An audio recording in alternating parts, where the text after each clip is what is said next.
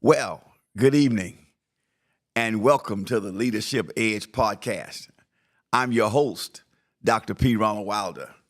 Thank you for tuning in. This podcast, The Leadership Edge, is designed to give you that edge in your leadership.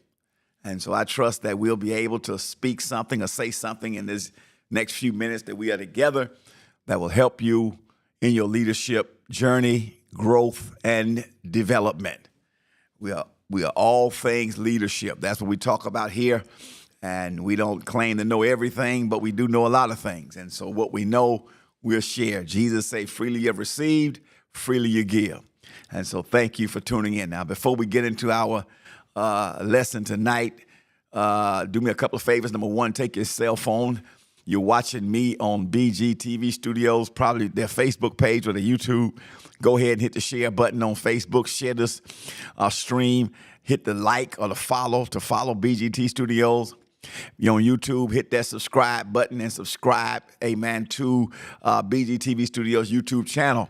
Even if you're watching on Facebook, at the conclusion of this podcast, slip over to YouTube, do a search on BGTV Studios, and subscribe to their YouTube channel, all right? I'd appreciate you do those things. Thank you. Well, let's talk leadership, what I like to do.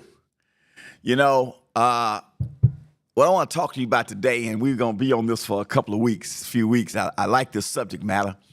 I did this in a seminar some years ago with some pastors, and so I want to share this with you today. And what I want to talk about is things that keep pastors up at night. I'm a pastor. That's what I do. I'm a leadership teacher. I'm a leadership trainer and all of those things. But my first primary call is I'm a senior pastor, okay? All the leadership stuff is in addition to my primary. Leadership is my secondary. Pastoralship is my primary, okay? So I have a heart for pastors. I lead pastors. I cover pastors. I speak into lives of pastors. And so I'm always looking at pastors and how can I help them to be better? How can we help each other be better? How can I be a support to them? Sometimes it's just teaching good information. And I believe that what I'm going to talk to you about tonight and next few weeks will be that kind of information. So, what things that keep pastors up at night? Leaders have a tremendous burden on them. Whether you're leading as a pastor, whether you are a parent leading a family, whether you're the mayor leading the city, the president leading a nation, you're the CEO leading a company, you're the president leading a college or school, leadership is an awesome responsibility. The buck stops with you.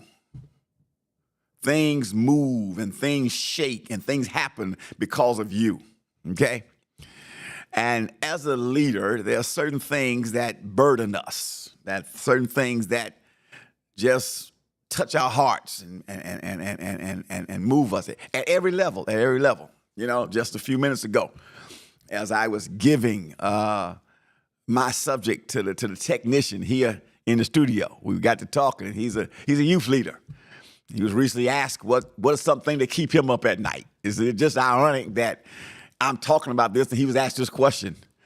And he said, he talked about the fact that when kids that he poured into, as a youth leader in the church, and they just leave and never come back. It keeps him up. Why did this happen? What did I do wrong? What could I have done better? Every leader has things that keep them up at night.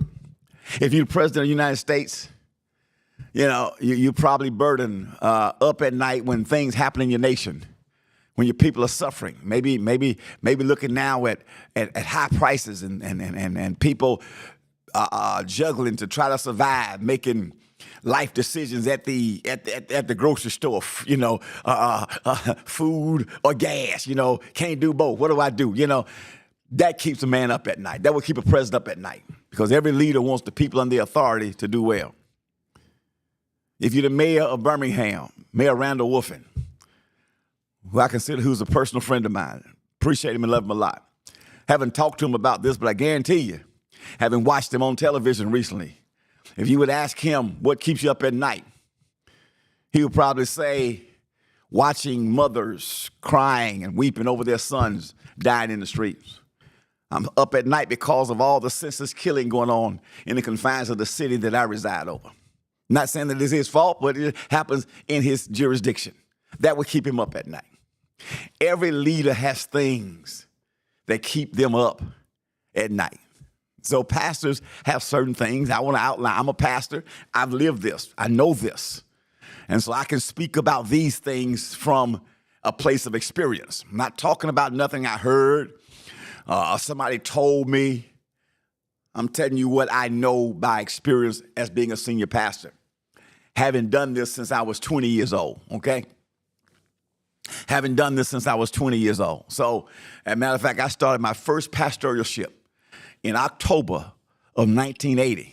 So this year, in October of 2025, I would have pastored 45 years, okay? My first 10 years was in Chattanooga, Tennessee, and then we came to Birmingham in 1990, and so I've been here 35 years. So 45 years of pastoral experience. So, you know, you learn a few things in 45 years of doing something, okay? I mean, you can learn that by accident, just by being in it, okay? So I know a few things, and so I'm speaking today as a fellow laborer, one who has gone through the battles of many years, and I got the battle scars to prove it. And so we'll talk about the things that keep pastors up at night. I have a bunch of them down here. We're going to discuss them. I think we can kind of take our time because there's no rush, okay? You know, I'm here on this podcast, and so if it takes me 6 weeks to do this, it don't matter. I mean, if Jesus come, if Jesus were to come, it really don't matter no more at that point because hey, we gone. We the church, we're gone, right? Okay. Here we go. Number one, the first thing that keeps pastors up at night, the first question, all these are questions. The first question that keeps a pastor up at night is, do my people get the vision? Do my people get the vision? That's a matter of alignment. Do they understand where we're going? Do they understand what we're trying to accomplish? Are they aligned properly? Let's use ministry as a bus. And you, the pastor, driving, you driving the bus. And everybody on the bus is your team, okay? So do my people get the vision? Do the people on the bus know why they're on the bus? Do the people on the bus know where the bus going? These are all legitimate questions. Not only that, but the key point is, are the people aligned properly? Do they get vision? In other words, are the right people in the right seats? Is the person who is in the second seat the person who should be in the second seat? Or is the person in the second seat really should be in the 10th seat? You understand? These type of things keep pastors up at night. Because sometimes we see things happen around us and we see people do things and make decisions and you think they don't get the vision. They don't see the picture. My good friend, bless his soul, he's gone on to be with the Lord, Bishop Theophilus Bailey, the founding pastor of Christ Temple Deliverance Church there in Inslee. His daughter, Cookie, is taking the reins and doing a tremendous job, proud of what she has done, amen, to carry on the vision of her father. But Bishop Bailey used to say to me all the time when we would talk about this and we would talk about people and they just don't get it. He would say, they don't get the revelation, Doc. They don't get the revelation. And that's really what it is. There's some people you wondering, do they get the revelation? If you got the revelation, how could you make this decision? How could you do that? So pastors are up at night because they're wondering, do the people really, really, really see the vision? Now, when you think of vision, there are myths about vision and there are facts about vision, okay? Let's deal with 3 myths and 3 facts. The first myth of vision says that vision should be the result of the consensus of the key leaders of the church. Vision should be the result of a consensus of the key leaders of the church, meaning that vision comes out of the key leaders coming together to agree on something. Well, that's a myth. That's not true. Because number one, God never gives vision by committee. He gives vision to an individual, okay? So if you're sitting around as a committee trying to get a vision, you'll never get vision, not from God anyway, because God does not give vision to a committee.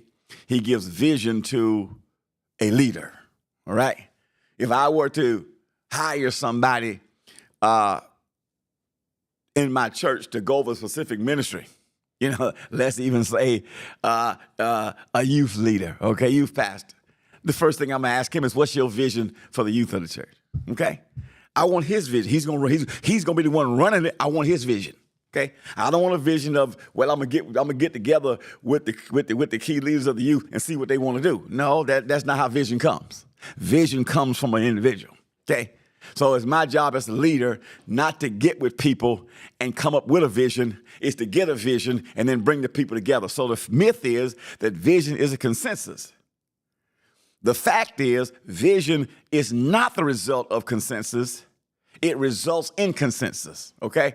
Vision is not the result of a consensus, but vision results in consensus, okay? So in other words, once they hear the vision, guess what? They consent to it. They didn't consent, and that's how the vision came. No, they heard the vision, and they consented to the vision, okay? So the myth is that I need your consent for vision, when the truth is, when you get vision, you consent to the vision. All right? That's myth and fact number one. Myth and fact number two is that real vision protects the church from risk. In other words, vision protects you from risk. That's a myth. No. The fact is, risk is a natural and unavoidable outgrowth of vision. If you got a real vision, and there's no risk, you probably ain't got vision. Because risk is a natural, unavoidable outgrowth of vision. You can't avoid risk in vision because vision always stretches you beyond the limitations where you are at the moment, okay? If your vision is no bigger than you, then again, I would have to question whether that vision really came from God, because God has always given us a vision bigger than ourselves. When God spoke to Abraham and told him to go out and look up, he said, what do you see? Abraham doesn't even have a kid. He doesn't even have a child. Sarah's womb is barren and his body dead. And he says, I see the stars. And God said, if you can count them stars, guess what? You can count your seed. Okay? He has a vision of having a seed bigger than the stars, more outgrowth than the stars. And guess what? He don't even have a child. But I believe that in Abraham's case in Genesis 15, what we see that happen at, I call that the law of vision. And what the law of vision says, if you can see it, you can have it. If you can see it, you can have it. So vision always has risk attached to it. Now, I'm not talking about recklessness. I understand what recklessness is. There are risks that need to be taken, but we don't need to be reckless. And there's a difference. So when I say take risk, I'm not saying be reckless. Okay? A risk would be if I got to be somewhere and I'm going down the interstate and I know the speed limit is 70 and I'm driving a little fast, I'm going 80 because I need to get there. That's a little risky. Now, if I'm going down the interstate driving 120, I'm being reckless. I'm going to either get caught by the police or I'm going to wreck and kill myself and somebody else, okay? So I'm not talking about being reckless. I'm just talking about there are times we got to take risk. Not always, but there are times we have to take a risk and step out on the edge and trust God, okay? Are you listening? That's myth number 2. Vision protects the church from risk. The fact is, vision always is an unavoidable outgrowth of vision. The third myth about vision is this: as long as the senior pastor, that's me, the man at the top, you, the man at the top, or the woman at the top, has a sense of vision, it doesn't matter whether the people know or understand it. They'll be swept along by the force of it. In other words, as long as I got the vision, it don't matter whether the people get it or see it. Because my vision's so powerful, it'll sweep them off and get them on it. And that's a myth.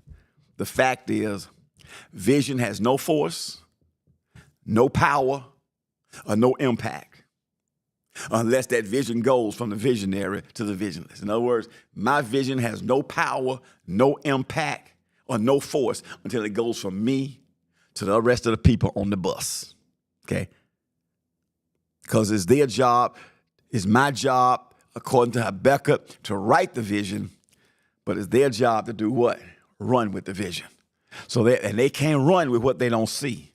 They can't run what they don't comprehend. They can't run what they don't consent to.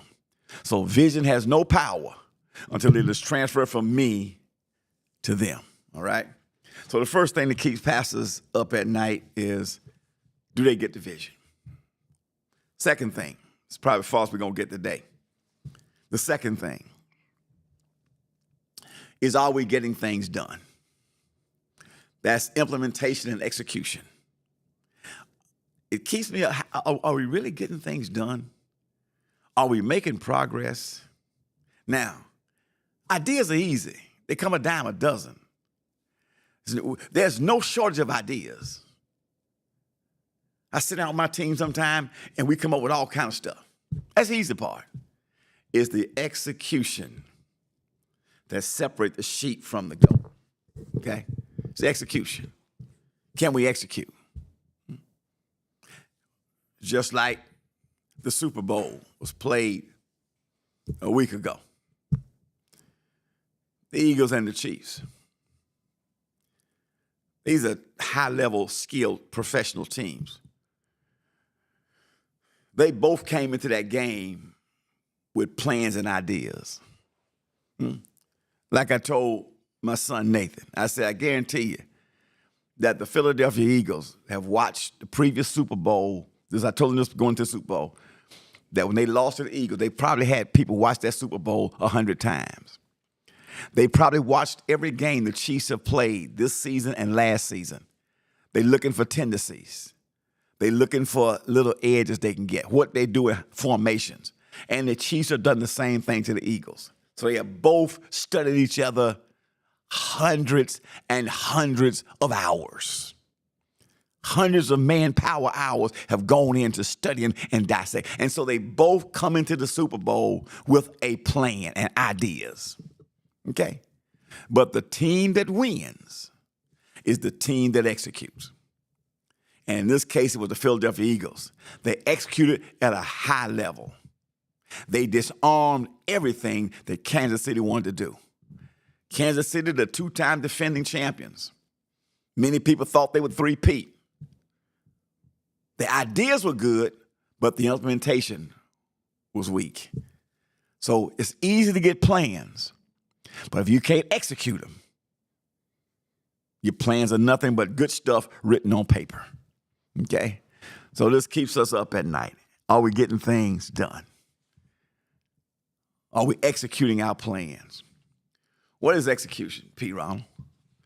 Leadership says execution is the capacity to complete assigned tasks and responsibilities within a certain time frame.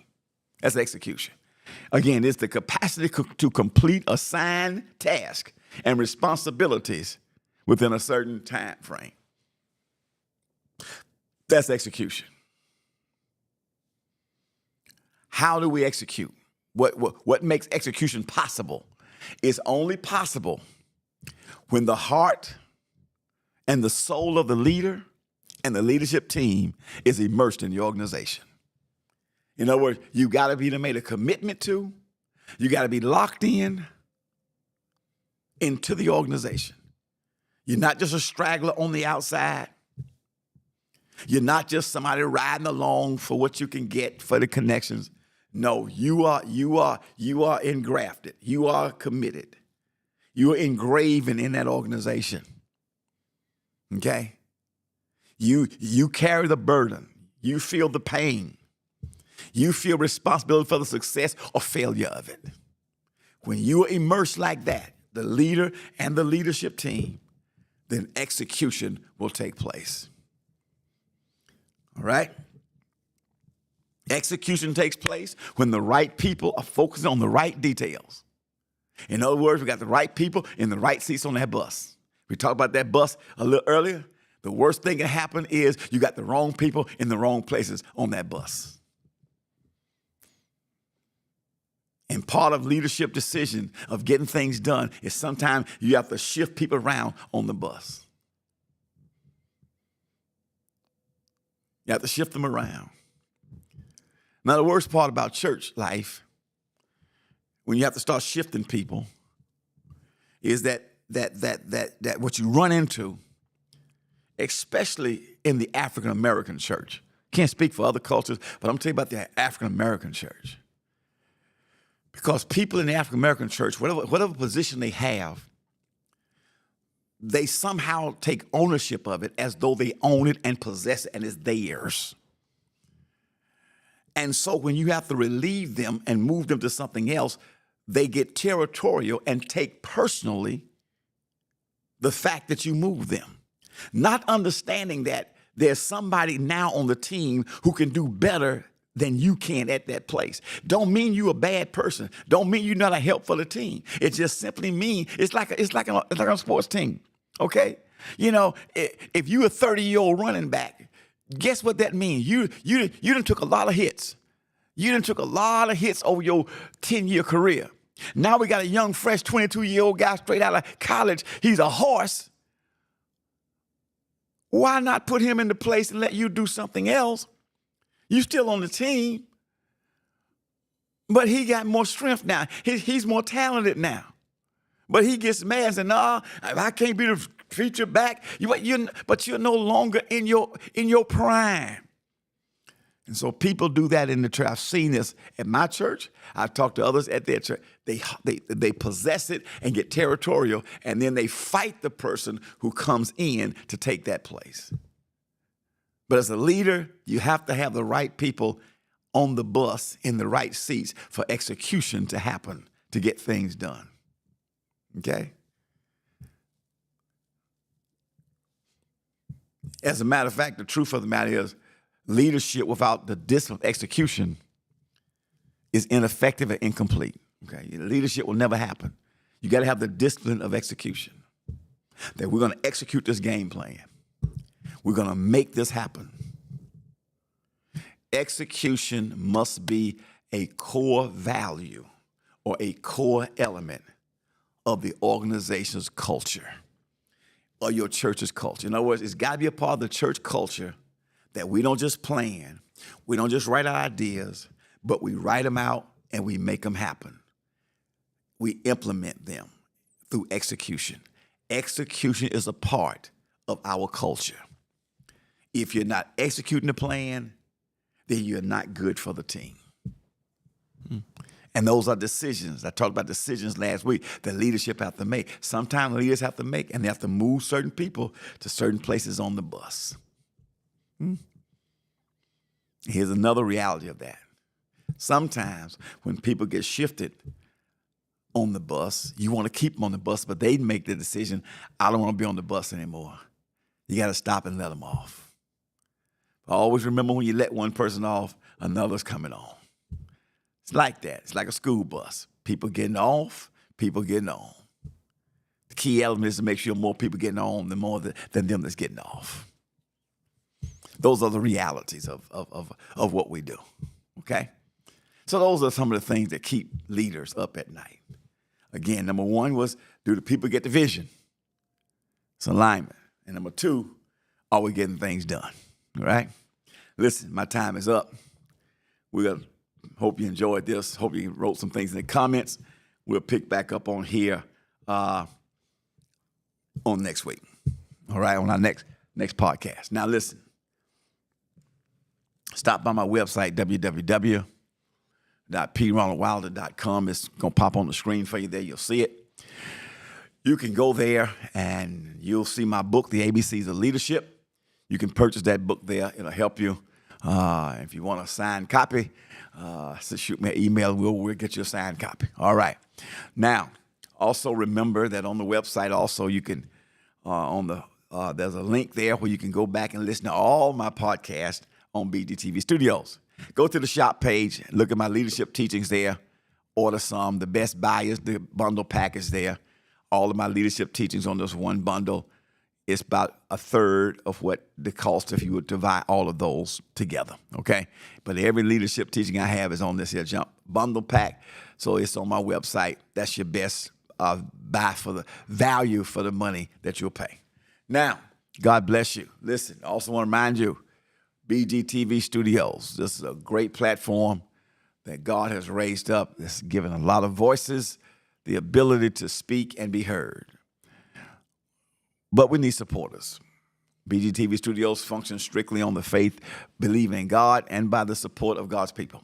If these podcasts, including mine, bless you, amen, why not consider financial support in BGTV Studios? You can give a one-time gift, or you can become a monthly partner.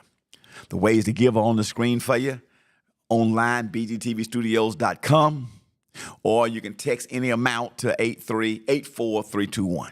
We'll appreciate it. The podcasters don't get any of your donations.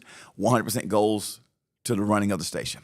God bless you. Do that for me. My time is up. This is Dr. P. Ronald Wilder checking out, reminding you of two things: leadership matters and leaders lead. God bless you. I'll see you on next week.